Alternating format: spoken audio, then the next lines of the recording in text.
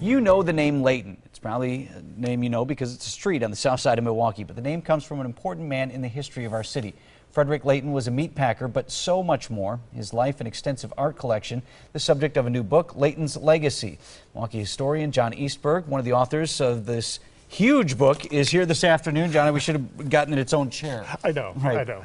I thought you said you wrote a large book. No. Well, no, it had to be because it is full of amazing photography and a lot of the works of art that you talk about. Let's first talk about Mr. Layton.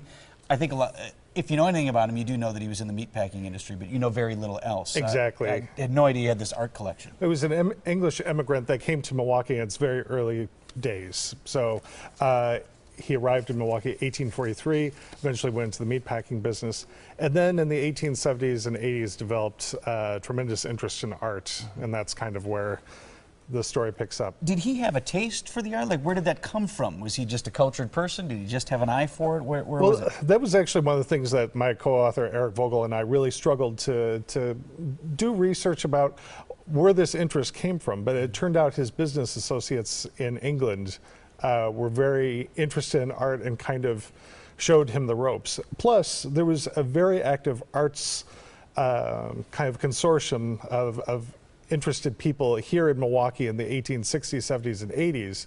And to me, that's one of the most fascinating parts of this narrative, is that Milwaukee really was kind of a hotbed for fine art in the 1880s. And we continue to be the beneficiary of that today as we look at some of the video.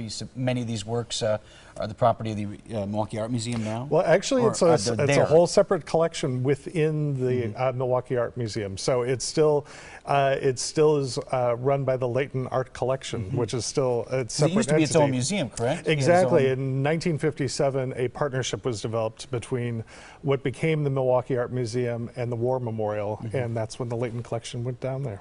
Wow. Well, you can share some of these stories in person. I know you have a book signing coming up. Tell us about that. Yes, on Sunday afternoon at Boswell Books, Eric and I are going to be chatting about our research and then also signing the books. Well, it's fascinating. It's, as you can see, the beautiful pictures, but also the history and a lot to learn there. Thanks so much. Really interesting stuff. Hope we can get some more people out there for you. If you'd like more information on the book, Layton's Legacy, an historic American art collection, we've set up a link on our website. Just go to TMJ4.com.